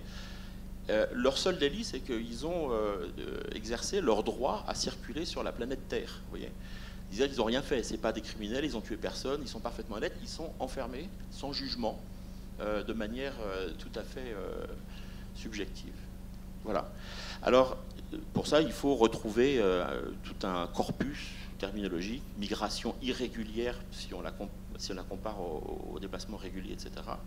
Et puis introduire que, finalement, aussi l'idée que les passeurs, alors il y en a qui sont cruels, il y en a qui se font de l'argent, il y a des crapules, hein, évidemment, aussi, mais que finalement, ces crapules, elles existent parce qu'on a bien voulu qu'elles existent. C'est-à-dire c'est l'Union européenne, par la fermeture des frontières, par la crispation sur cette question migratoire, qui finalement va créer ce besoin de ces passeurs, parce que les gens, même si c'est interdit de rentrer, ils ont quand même besoin. Et puis, autre chose que vous ne savez, enfin, qu'on sait relativement peu aussi, et que j'ai découvert en suivant deux jeunes adolescents afghans depuis 2008 jusqu'à aujourd'hui, donc on a une vision sur 10 ans. Deux jeunes afghans, on va les appeler Hassan et Ali, partent de Herat en 2008. Leur père, c'est un chef de guerre qui a beaucoup d'argent. En réalité, il aurait pu leur payer un billet d'avion à 500 € pour les envoyer à Stockholm ou à Berlin, mais il n'a pas eu la possibilité d'avoir... Et il a donc été obligé, puisque ce système régulier de voyage, vous voyez, ne marchait pas, d'utiliser et de mettre en branle un réseau, qui est un vrai réseau de solidarité, un système de voyage irrégulier, alternatif. Et ce sont aussi des passeurs que vous trouvez en Iran, en Turquie, en Grèce, en Italie, et auxquels on confie deux adolescents de 12 et de 14 ans, pratiquement en toute sécurité. Bon, ils ont quand même mis 6 mois pour faire Herat-Paris, et finalement on les a récupérés dans un square à Paris avec une auxiliaire de justice qui s'occupe de la protection de l'enfance, et depuis on a suivi ces adolescents, qui sont maintenant des adultes d'ailleurs, mais de prendre conscience que quand on dit passeurs et qu'on veut bombarder les passeurs, comme nous l'a dit Macron ou Sarkozy, je ne sais plus à l'époque, eh bien, on a aussi une responsabilité, nous, de ne pas répéter comme des moutons ce discours officiel et d'être un peu plus subtil, de faire des recherches. Ça prend du temps, mais c'est absolument nécessaire de comprendre toute la subtilité et la complexité de ce qui est organisé. Et là, vraiment, je pense que beaucoup d'entre nous ont failli. Moi-même, j'ai découvert ça relativement récemment, et c'est vraiment chaque jour une remise en question de ces concepts, puis de ces fonctionnements. Hein, c'est un système dans le système. Je ne sais pas si c'est parallèle ou si ça se superpose. Il y a des gens qui voyagent en toute sécurité d'aéroport en aéroport avec un passeport et des visas, puis il y a des gens qui font la même chose, mais de manière beaucoup plus dangereuse parce qu'on ne leur a pas permis l'accès à ça. Alors, la troisième chose, c'est comprendre qu'aucune statistique n'est fiable. Beaucoup de chiffres circulent, y compris ceux de l'Union européenne, ceux de l'OIM, de l'Office international de l'immigration, d'Eurostat. Aucun de ces chiffres n'est fiable. On est à peu près tous d'accord, le réseau Migre-Europe, c'est plusieurs centaines de personnes, on est à peu près tous d'accord qu'aucun des chiffres n'est crédible. sur le nombre de gens qui viennent, sur le nombre de gens qui sortent, sur le nombre de gens qui meurent en Méditerranée. Il y a une association, United, et il s'appelait United Against Racism avant, oui, Against Racism, qui regroupe, qui fédère 140 ONG tout autour de la Méditerranée, en Libye, en Égypte, en Algérie, Palestine, Israël, Liban, et qui recense tous les morts connus des migrants qui essayent de rentrer dans l'Union européenne. Ceux qui étouffent dans les containers, ceux qui meurent en mer, ça c'est... Voilà. Et entre 92 et 2016, leur estimation à minima, c'est 33 000 personnes. Ils ont les noms et c'est référencé. Quelqu'un a vu les corps, on a les preuves. En réalité, ils pensent que c'est le double, voire éventuellement plus, parce que beaucoup disparaissent sans laisser d'adresse. Et c'est un continuum. Et on a pensé que si on en faisait une grande publicité et qu'on le dénonçait et qu'on publiait ces cartes et ces informations dans la presse, que ça allait cesser. Et en réalité, la situation s'aggrave parce qu'on meurt de plus en plus en Méditerranée. Je vous montrerai une figure qui le montre très bien. Plus les directives de l'Union européenne et les règlements de l'Union européenne sont restrictifs sur les entrées, le regroupement familial, plus il y a des accords de réadmission. Je déteste dire le mot réadmission, on va dire de déportation pratiquement des gens dans ces pays, qui sont payés pour recevoir ce qu'ils pensent être leurs citoyens, mais en fait on ne sait pas. Eh bien, plus les portes se referment et plus la mortalité augmente, et on le voit par période égale.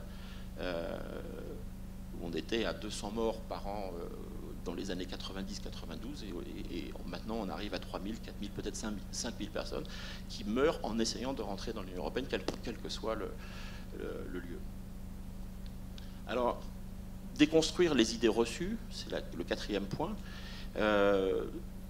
et vraiment essayer de trouver un moyen. Alors là, du coup, je dis que les chiffres sont incertains, mais c'est les seuls qu'on a, donc c'est les moins mauvais. Ça veut dire on est obligé de partir de ces chiffres, mais on a à avoir un regard extrêmement critique par rapport à ces chiffres. Déconstruire les idées reçues et essayer de faire comprendre qu'on est dans un discours politique, que tous les choix de la Commission européenne, de l'Europe, de financer Frontex et de fermer les frontières et de transformer finalement la frontière Schengen en une espèce de zone de guerre totalement militarisée, elle est basée sur un fantasme en fait. Il n'y a pas de risque, il n'y a pas d'invasion, il n'y a pas de risque pour la civilisation européenne, il n'y a pas de grand remplacement en vue. Tout ça ne sont que des idées, mais c'est bien de le dire, moi j'en suis convaincu parce que j'ai étudié le sujet, mais il faut encore amener les arguments qui le prouvent. Et c'est ça qui est extrêmement difficile, parce que amener les arguments qui prouvent que même si on avait, là on compte 500 000 personnes qui rentrent, 0,3-4% de toute la population européenne, il n'y a aucun problème. On a l'infrastructure, on a l'argent, on a la gouvernance, on peut tout à fait absorber cette population sans même qu'on le sente. Et à la limite, ça nous rapporterait de l'argent, parce que si on les met au travail, ils payent la sécurité sociale et ça remplit les caisses. Mais ce ne sont pas les idées qui circulent. Donc il faut trouver un moyen de montrer, de prouver qu'on n'est pas à la veille d'un grand remplacement et d'essayer de s'éloigner de ces fantasmes. Et c'est extrêmement difficile parce qu'on voit bien, quand des gens sérieux écrivent des livres, ils en vendent 3000 exemplaires. Quand Éric Zemmour écrit un bouquin, il en vend 300 000.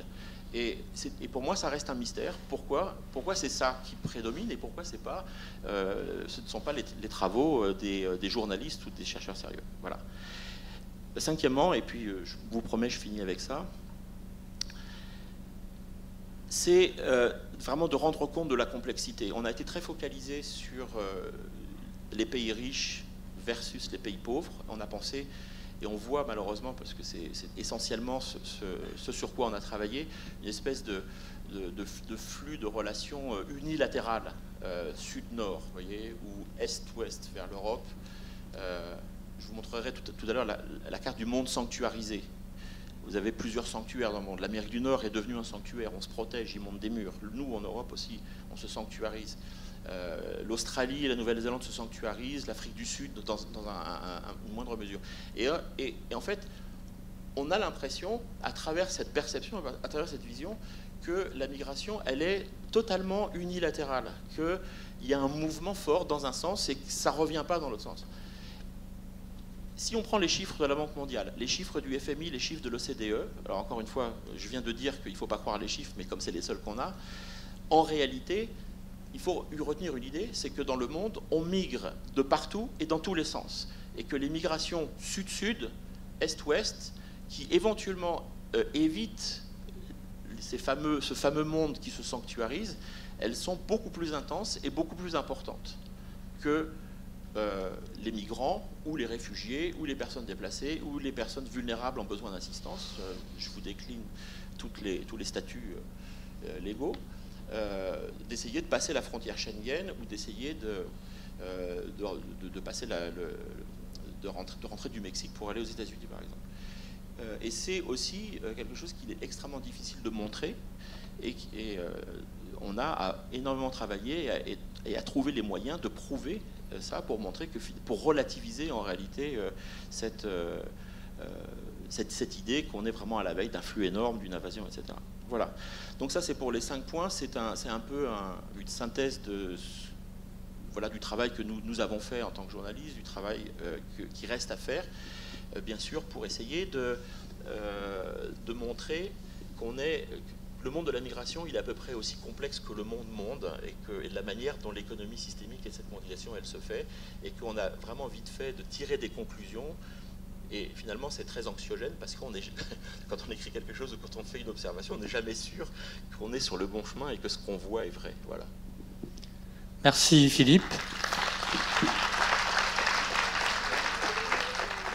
Je pense qu'on n'a pas à s'excuser quand on dit des choses intéressantes. Donc de toute façon, on pose chacun, vous quatre, vous posez bien entendu votre angle d'intervention. Il n'y a pas de souci. Après, de toute façon, la salle aura aussi la parole. Donc Amélie, je vais demander à Anthony d'être sympa et de faire mon assistant et de montrer, d'ouvrir au public comme ça ce que c'est que la revue dessinée concrètement, de feuilleter les pages tournées vers la salle. Ouais, voilà, pour que les gens voient. Donc l'information en bande dessinée, le temps que le PowerPoint démarre. Donc, comment naît cette idée déjà de lier l'information qu'on va qualifier entre guillemets de sérieuse sur les supports traditionnels qu'on lui connaît, et la bande dessinée qui est plutôt la récréation, la détente. Voilà, comment on arrive à se dire, nous, on va constituer des binômes, journalistes, dessinateurs, et on va en faire une revue, un trimestriel, et ça marche, puisque ça fait 5 ans que ça dure. Exactement. Avant peut-être d'entrer dans le vif du sujet, je dédie ce petit strip de 3 cases à mon voisin de gauche, puisque c'est exactement ce qu'on disait tout à l'heure. C'est le début d'une chronique sur quel terme on utilise quand on parle de migration entre exil, expatriés, migrants, réfugiés. Et donc c'est notre chronique sémantique. Tous les 3 mois, on s'arrête sur des termes qu'on décortique. Et là, c'est le début d'une conversation un peu absurde dans un aéroport où un monsieur en costard 3 pièces et avec son attaché-caisse dit non, mais bien sûr que non, je suis pas un migrant, je suis un expatrié. Et la réflexion part de là, de l'usage des mots, et petit à petit, il va se rendre compte que si, il est un migrant, mais le récit qui s'est construit dans sa tête n'est pas celui, il ne se reconnaît pas dans les migrants dont on parle à la télévision, à la radio, parce que il migre du nord vers le nord, et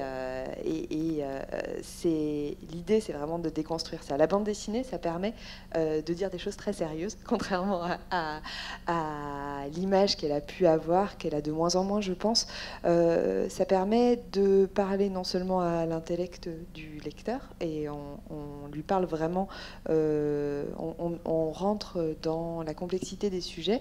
On a plusieurs enquêtes sur Frontex, sur la manière dont l'Europe devient une Europe forteresse, et on ne sacrifie pas d'informations, on ne simplifie pas avec la bande dessinée, on dit juste les choses différemment avec un autre langage qui est celui du dessin et de la narration case à case. Ça nous permet de parler aussi à la sensibilité du lecteur. Ça permet d'utiliser de l'humour, ça permet d'humaniser, de dire peu de choses en un dessin. Et pour traiter de ces questions de migration, où il s'agit non seulement de comprendre, mais aussi de ressentir et d'être dans une forme d'empathie.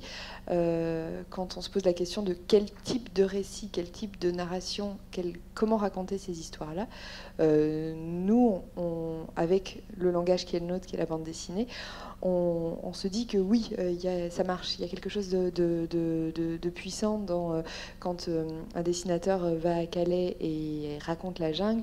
Il pourrait passer des paragraphes à expliquer la boue, à expliquer...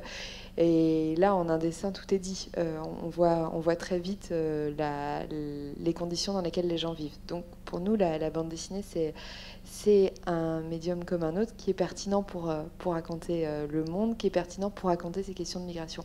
La manière dont ça se passe, c'est que oui, en effet, on forme des binômes journalistes-dessinateurs, la plupart du temps. Il y a quelques dessinateurs qui font sur le terrain tout seuls parce qu'ils ont un sens de l'information et puis un appétit journalistique très fort, mais la plupart du temps, on forme des binômes pour avoir à la fois l'expertise du journaliste et la maîtrise du langage bande dessinée qu'a le dessinateur ou la dessinatrice.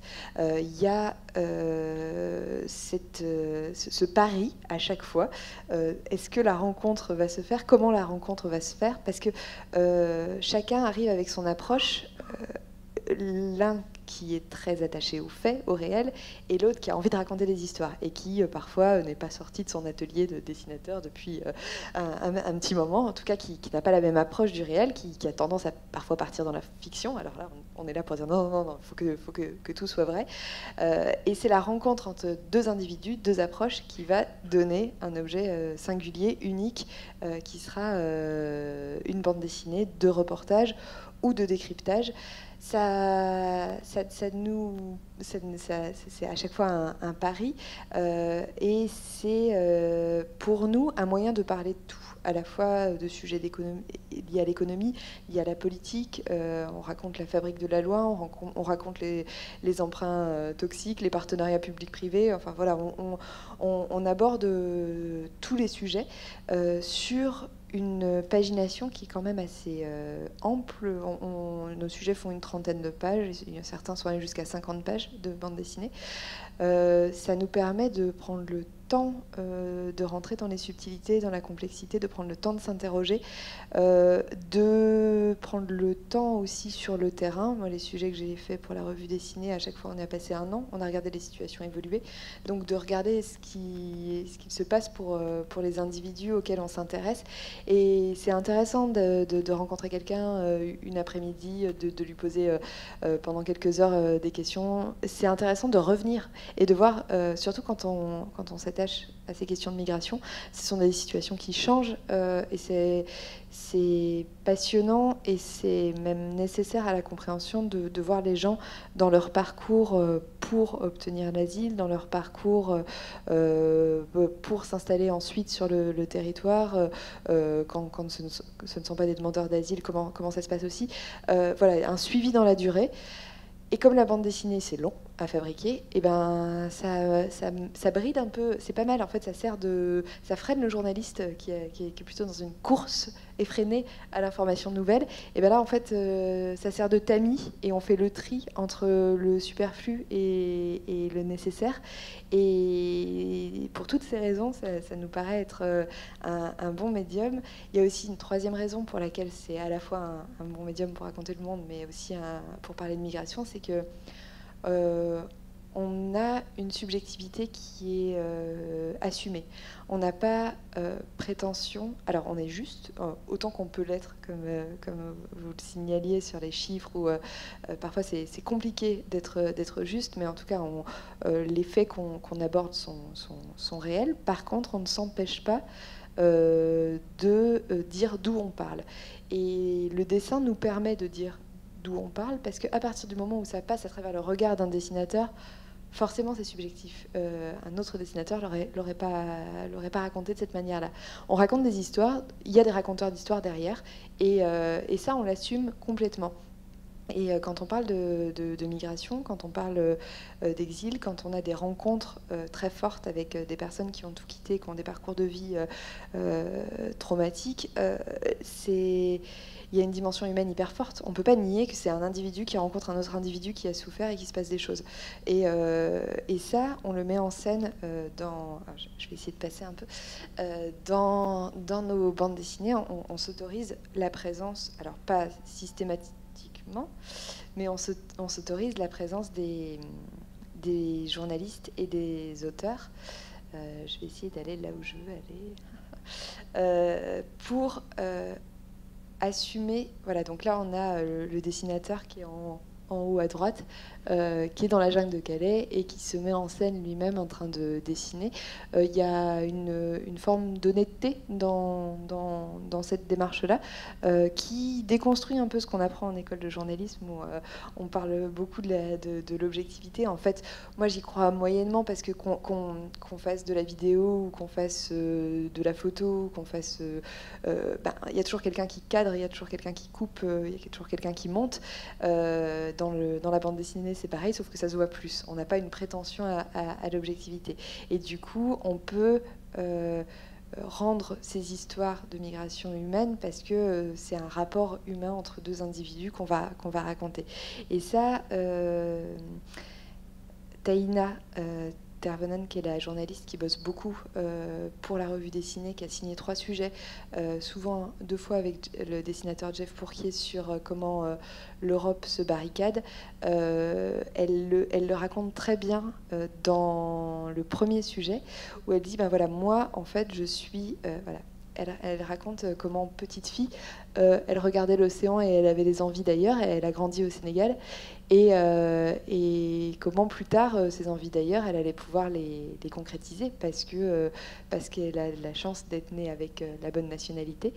Et du coup, cette réflexion qui l'anime quand elle travaille sur les questions de migration, quand elle est au Niger en ce moment pour continuer à travailler sur ces questions-là. Elle a passé beaucoup de temps en Sicile à suivre les équipes qui essayaient de redonner un nom et une identité aux personnes qui ont trouvé la mort en Méditerranée. Un nom et une identité non seulement pour reconnaître leur humanité, mais aussi pour que le deuil puisse se faire du côté des familles, que des statuts de veuves puissent être reconnus, tout simplement. Et donc, en parcourant ces histoires, en allant d'un pays à un autre, en se nourrissant et en se confrontant à cette réalité migratoire, en faisant du terrain, qui est absolument nécessaire pour ces sujets-là, elle chemine et elle s'interroge. Et ces interrogations-là, et son point de vue à elle, on le met en scène et on s'autorise la première personne. Alors, je ne sais pas si c'est lisible, mais ce passage-là me paraissait assez fort parce que c'était vraiment cette réflexion qu'elle avait où elle dit « Aujourd'hui, mon passeport européen m'ouvre toutes les portes ».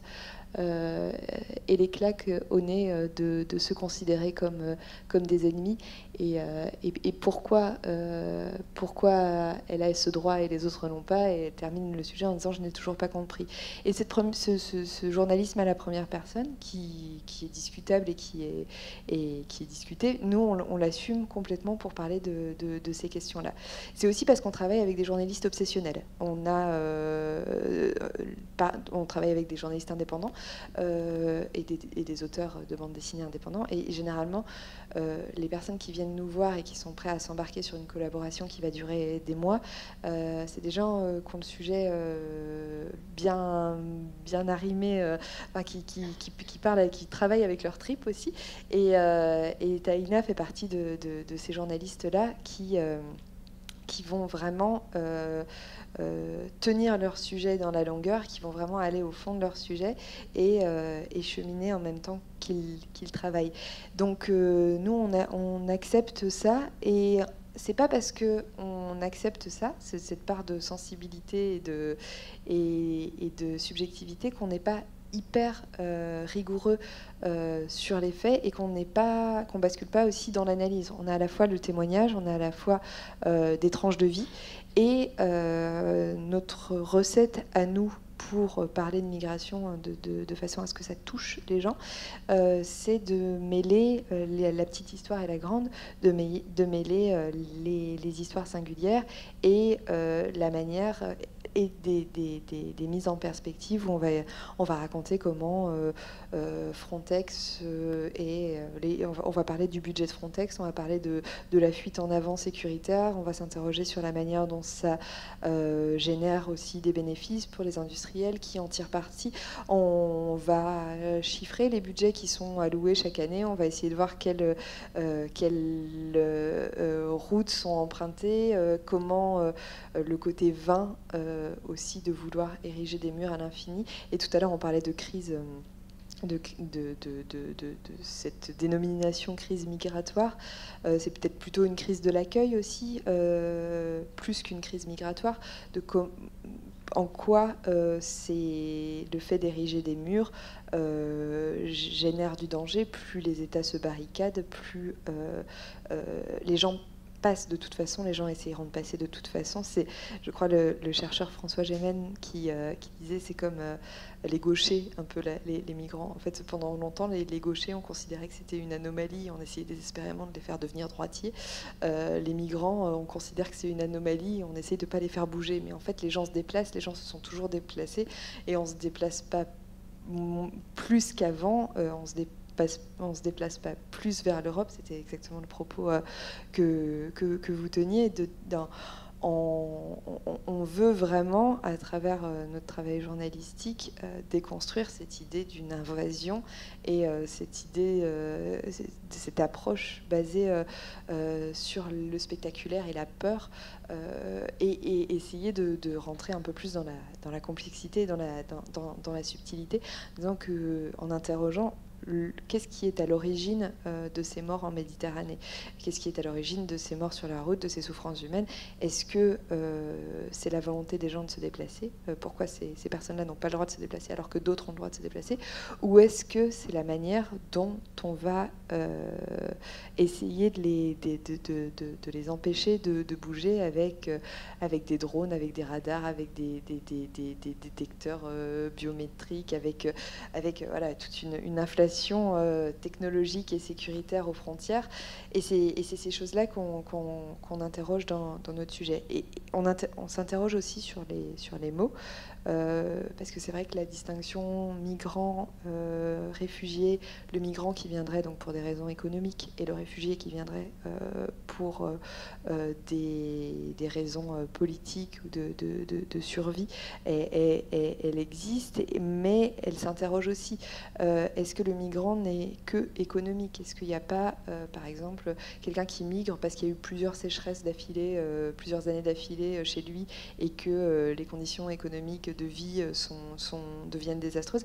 Est-ce que c'est pas un migrant environnemental aussi? Est-ce que tout ça n'est pas lié au réchauffement climatique? Est-ce qu'il ne faut pas aller un cran plus loin dans la réflexion et déconstruire les catégories dans lesquelles on met les gens?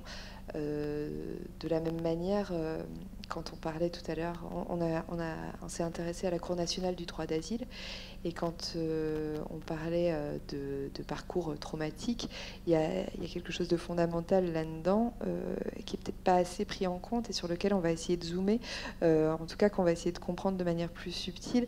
Quand un demandeur d'asile s'est fait débouter de l'OFPRA et arrive à la Cour nationale du droit d'asile pour faire appel, il va devoir, dès l'OFPRA d'ailleurs, il va devoir livrer un récit de vie. Donc montrer en quoi il a été persécuté, en quoi sa vie est menacée dans son pays. Et donc il faut, pour être crédible, que ce récit de vie soit le plus cohérent possible.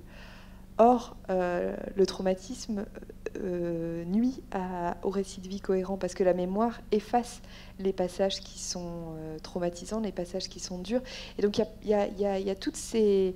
voilà, quand on regarde un peu plus, quand on resserre la focale, on se rend compte que c'est toujours beaucoup plus compliqué que ça, que c'est beaucoup plus compliqué que réfugiés économiques, réfugiés politiques, migrants économiques, que la demande d'asile est un parcours du combattant, et que c'est pas forcément c'est une cour, c'est la justice, mais il y a une part d'aléatoire.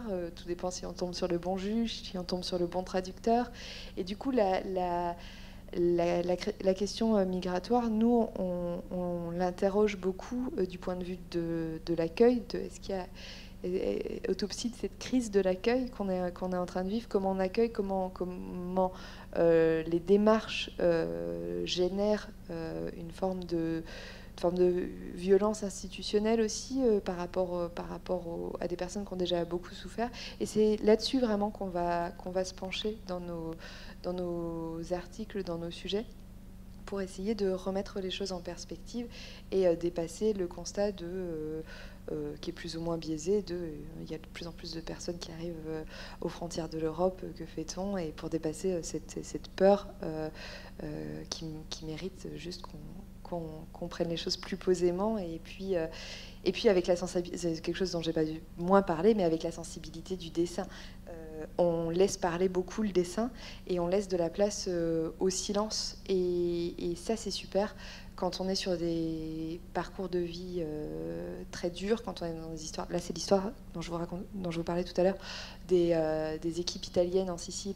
Bon, c'était avant les changements politiques, mais qui remontent un bateau et qui vont en sortir les cadavres et qui vont se mettre en quête de l'identité de ces personnes.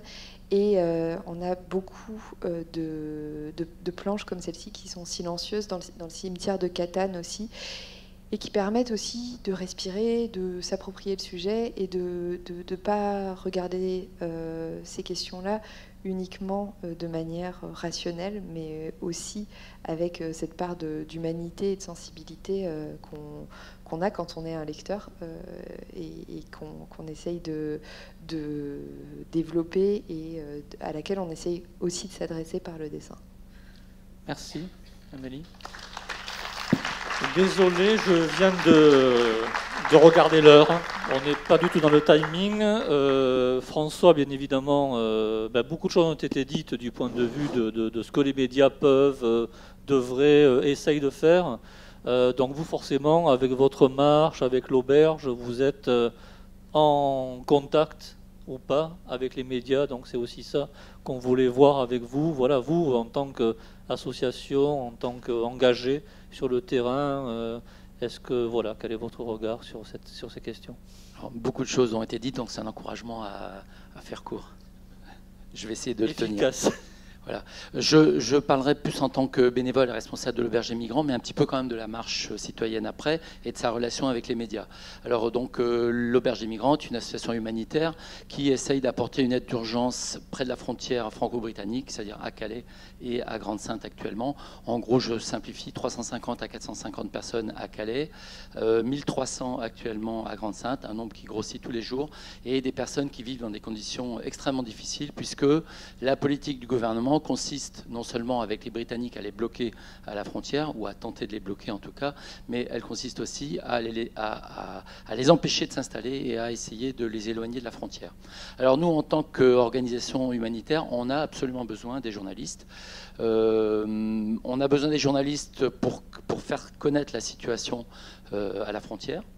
On a toujours un peu l'espoir que la simple description, entre guillemets, objective des faits, peut-être un peu plus quand même de la part de certains journalistes un petit peu engagés, suffira, ou en tout cas aidera à faire changer la situation. C'est toujours l'espoir, donc c'est une des raisons pour lesquelles on a besoin des journalistes. L'autre est peut-être principale, hélas, c'est qu'on vit à 90%, enfin les actions de l'auberge des migrants, avec un budget autour de 600 000 € par an, dépendent à 90% des donations. En vous écoutant, et tout à l'heure j'ai essayé de réfléchir à une typologie de nos donateurs. On a des donateurs qui réagissent plus sur l'émotionnel, le compassionnel. On a des donateurs qui sont plus des gens qui sont dans le domaine de l'acceptation de la migration comme dans le cadre, on va dire, d'une pensée complexe. Pour accepter les migrations, il faut avoir des connaissances, un recul sur l'histoire des migrations, sur la réalité de l'immigration aujourd'hui, sur les apports culturels que constitue l'apport des populations étrangères, etc. Donc il y a des gens qui donnent de l'argent pour ça parce qu'ils considèrent qu'à partir du moment où les migrations sont un phénomène, non seulement un problème auquel faire face, mais un atout et un phénomène qui a toujours existé, ces gens-là sont prêts aussi à aider l'auberge des migrants à travailler. Le troisième type de donateurs, il me semble, c'est plutôt des gens qui sont dans l'opposition politique au gouvernement. Et là aussi, on a besoin que des journalistes, et certains médias nous aident bien à le faire, comme Mediapart, dénoncent la politique du gouvernement à travers donc, le travail qu'ils font sur le terrain. Alors on a deux modes de relation avec les journalistes, soit on les reçoit sur le terrain, soit on produit nous-mêmes, on essaye, maladroitement peut-être, de produire de l'information utilisable par les journalistes. On reçoit donc les journalistes sur le terrain. Oui, alors la production d'informations, on fait des communiqués de presse, des dossiers de presse, alors avec des succès un petit peu inégaux. Hein. Quelquefois, il y a du répondant, quelquefois pas. Donc, on essaie de travailler avec les journalistes sur le terrain. Alors, pour correspondre au profil des donateurs, on a besoin de journalistes qui savent décrire une situation et créer de l'émotion. Maintenant, on sait que ça a des limites. Par exemple, on se souvient que la photo du petit Elan avait amené une vague, on va dire, de solidarité envers les migrants. Mais aujourd'hui, la même photo ou des photos similaires ne suscitent plus la même réaction. Il y a un phénomène peut-être un peu d'usure à ce niveau-là.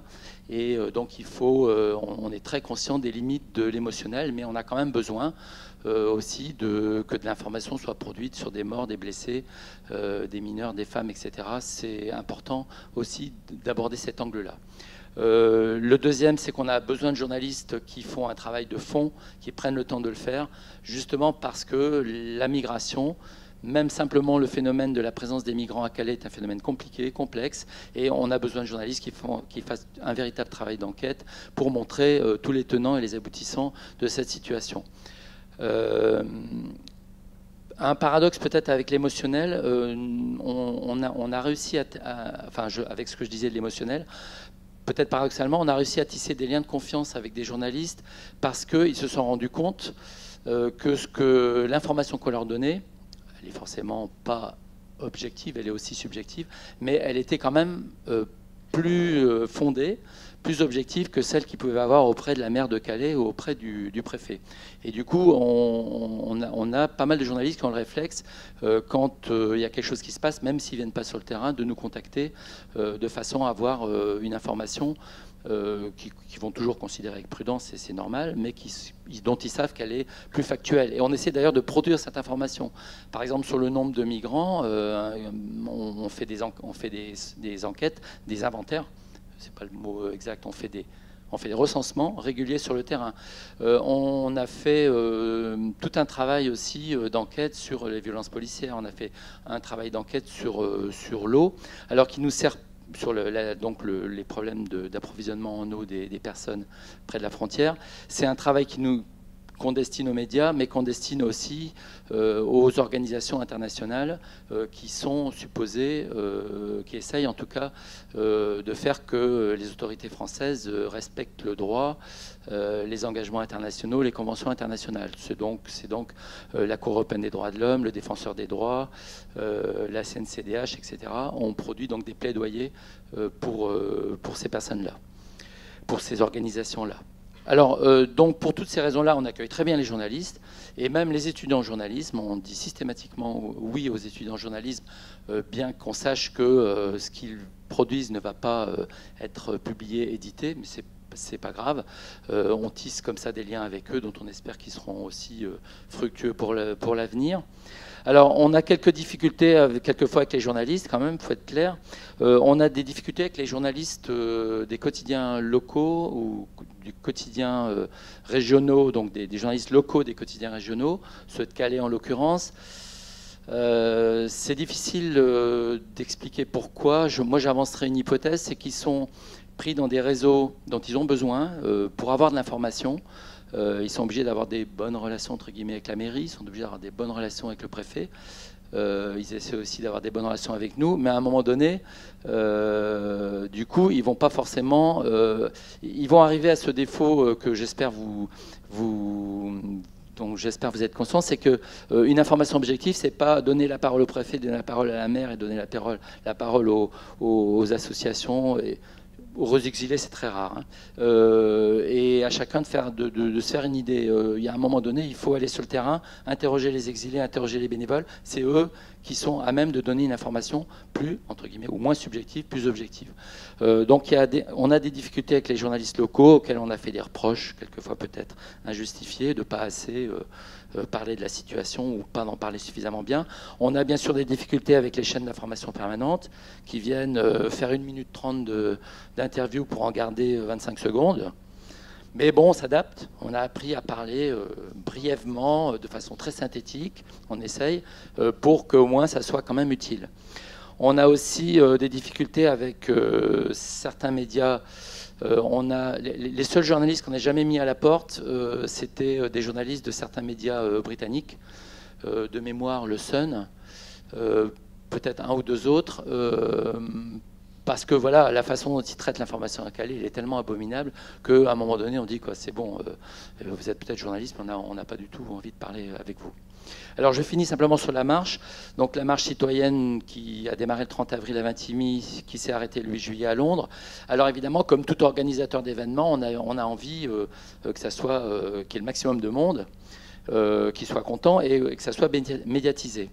Et on aurait voulu, au cours de notre marche, avoir un petit peu plus de monde entre Langres et Chaumont, un petit peu plus de monde à l'entrée de Nice. Et pour ça, on était conscient qu'on avait besoin des médias et des journalistes. Pas tout à fait la même chose, des journalistes. Et on réfléchissait, on se disait, alors comment faire pour qu'ils viennent? Pour qu'ils viennent plus, en tout cas. Ils étaient très présents au départ, très présents sur 2-3 villes, et très présents à l'arrivée, mais des fois, entre deux, c'était un petit peu le désert journalistique. Alors on se disait, il n'y a que 3 solutions. La première, c'est qu'il faut qu'il y ait beaucoup de monde. Mais ça, c'est un cercle vicieux, parce que si les médias ne parlent pas de la marche, il n'y aura pas beaucoup de monde. Donc ce n'est pas vraiment une solution. La deuxième, c'est qu'il y ait des personnalités. Oui, ça fait venir les journalistes, ça les a fait venir au départ, c'est peut-être dommage, mais ça fonctionne.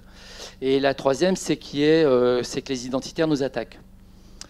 Bah oui, mais par chance, ils ne nous ont pas attaqués. Alors on a simplement eu On a eu 3 comités d'accueil du Front National, à Carpentras, à Orange et à Bray-sur-Seine. Mais bon, manifestement, ils n'étaient pas là pour se confronter avec nous, ils étaient là pour faire de la communication. Ils avaient d'ailleurs prévenu les journalistes à l'avance qu'ils allaient faire ce comité d'accueil. Alors, il y a bien eu un plaisantin qui a imaginé qu'on allait monter une fausse attaque d'identitaires sur la marche, mais enfin, on a quand même vite laissé tomber. Voilà ce que je voulais dire. C'est pas un discours aussi construit que le vôtre, mais voilà ce que je voulais dire en tant qu'humanitaire, ayant à travailler avec les journalistes. C'est très très bien, merci François. Ouais. On me fait signe, il reste en gros 5 minutes, donc je suis désolé, mais je crois qu'on va devoir zapper l'intervention étudiante pour privilégier 2-3 questions de la salle de gens qui souhaiteraient intervenir, poser des questions. Je sais qu'il y a quelques associations, organismes aussi liés à ces causes, donc... Elisabeth, alors monsieur là-bas, Elisabeth, là-bas, oui, un monsieur que j'ai vu en premier, là, après. Le monsieur avec des lunettes.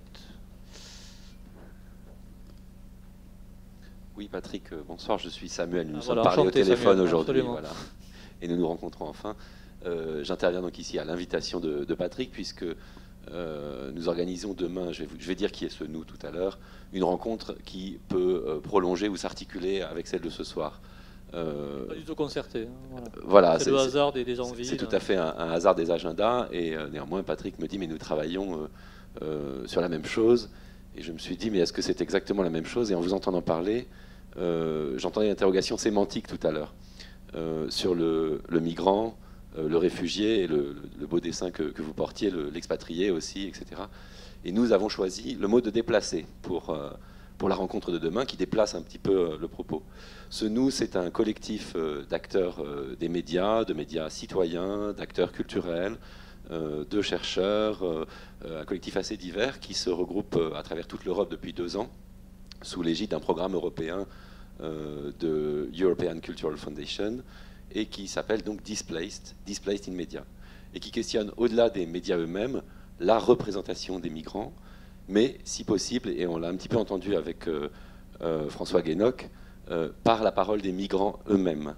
Vous disiez tout à l'heure, il faut aller écouter ces migrants, Et nous, notre travail de journalistes citoyens, c'est même de leur donner eux-mêmes ces moyens d'expression.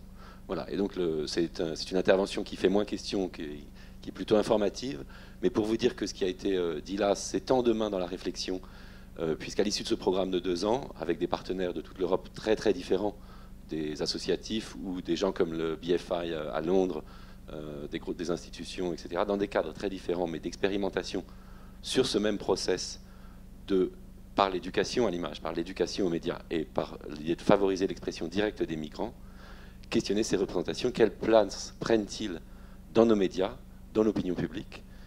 Nous mettrons demain en partage des interrogations sur ces process, un document, un livre qui a été édité et qui nous questionne, nous, dans nos pratiques d'acteurs d'information, d'acteurs culturels, qui questionne les politiques publiques qui accompagnent ces migrants ou ces dispositifs d'action et qui mettront en question les migrants eux-mêmes qui prendront bien sûr la parole et qui prennent part à ces productions. Donc sera présentée demain une plateforme qui s'appelle Médiactivisme et qui s'ouvre au-delà de ce programme de 2 ans à d'autres productions. Donc je parle aussi aux étudiants ici qui produisent, à beaucoup d'essais, ce sont des formes laboratoires. C'est un projet qui continuera au-delà des 2 ans. Et je donne la dernière information pratique, puisqu'il n'y a pas de tract édité pour cette rencontre. Ça se passe à la Maison de Provence Jeunesse et Sport, qui se trouve à la Halle Puget, derrière, de 9h à 18h. Et ça se conclut par un film lui-même en évolution, un film qui va être montré avant d'être fini, à la bibliothèque de l'Alcazar le soir, et qui est un film où un anthropologue a donné une caméra à des jeunes Palestiniens vivant au Liban, vivant de leur musique, un groupe de rap, qui, à l'occasion d'un voyage en Angleterre, ont décidé de s'installer en Angleterre et ont quitté leur statut de musicien, sont devenus réfugiés. Voilà. Donc là, on est dans un autre déplacement. À cette rencontre de Displaced in Media, vous y êtes tous cordialement invités. Je donne maintenant 2 informations un petit peu plus curieuses sur ma participation ici. J'ai pu rentrer malgré le fait que mon sac était bourré de dangereux papiers. J'accueillais ce soir nos différents partenaires européens avec des plans de Marseille en anglais que j'étais passé chercher à la RTM tout à l'heure. Et j'ai failli rester bloqué à l'entrée tout à l'heure parce que c'était possiblement des tracts. Voilà. C'est quand même aussi pour dire les cadres dans lesquels on parle, ils méritent toujours d'être interrogés. Je sais que parole a été donnée hier à des gens qui sont actuellement sur des luttes ici, qui accompagnent les migrants et qui étaient devant le MUSEM. Mais voilà, on reste quand même dans un certain cadre et ça vaut le coup de s'interroger sur ces cadres-là. Ce sera aussi l'objet de la rencontre de demain. Merci Samuel. Voilà. Donc une question, voilà, une dame devant. Bonjour. Moi je voulais revenir sur c'est Monsieur Rekasevich, je ne sais pas si je prononce bien. Vous disiez qu'il n'y avait pas de chiffres, connus et fiables. Mais du coup, comment on fait quand on est journaliste, puisque c'est quand même important de donner des chiffres et de donner une proportion aussi pour ne pas faire peur, pour ne pas dire qu'il y a une masse de migrants qui vient, etc., de montrer que c'est rien, que ça a toujours existé, que ça a déjà existé dans l'histoire. Dans l'histoire, on peut chiffrer ça. Alors pourquoi aujourd'hui on ne peut pas le chiffrer et comment on fait quand on est journaliste ? C'est difficile. Je n'ai pas dit qu'il n'y avait pas de chiffres, mais en tout cas que ceux qu'on a, ils sont très... il faut prendre de la distance et les critiquer. Nous travaillons nous-mêmes avec des chiffres. La cartographie utilise des données quantitatives en masse et ces chiffres existent. Ils sont produits par les institutions européennes, par Eurostat, par le CDE, par la Banque mondiale, par l'ONU. J'ai simplement dit qu'il fallait être extrêmement prudent parce que ces chiffres, ils ne sont pas crédibles dans le sens où ils ne recensent pas tout le monde. Mais c'est les moins mauvais qu'on a, donc on les utilise. On va partir de ces chiffres pour constituer la base cartographique, la base statistique, et puis ensuite construire une narration critique, je dirais, un discours critique par rapport à ces chiffres. Alors, comment on fait ? Eh bien, on utilise les chiffres, mais je pense qu'on a cet absolu devoir de dire attention, personne ne sait aujourd'hui, parce qu'on est capable de marteler, de dire voilà, maintenant il y a 200 000 personnes qui sont à l'entrée de la frontière Schengen et ils vont rentrer, et ça fait peur.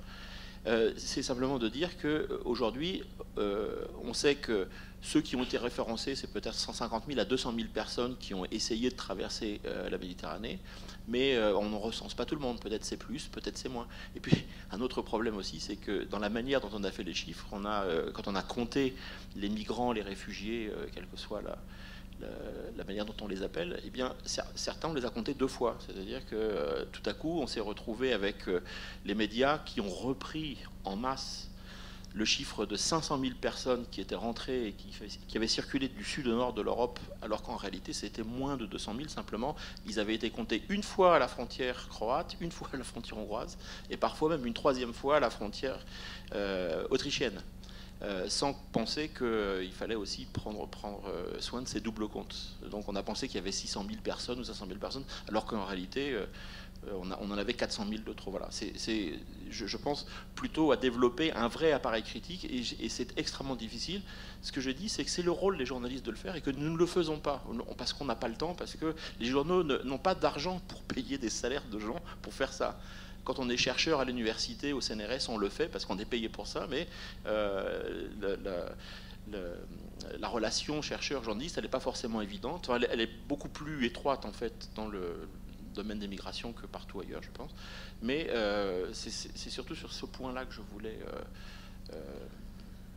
insister. Ben merci, parce que les journaux qui n'ont pas de l'argent pour payer, ben je crois que là, ce sera la conclusion de ce débat. Nous sommes bien placés pour le savoir en y travaillant. Merci.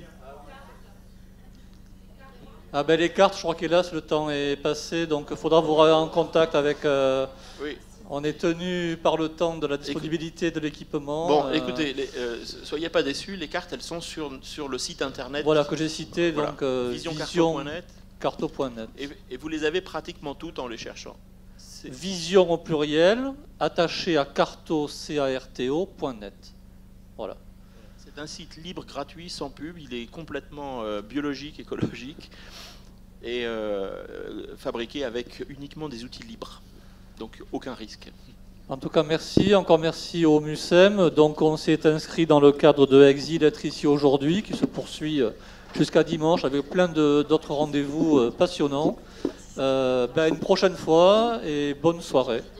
Au revoir.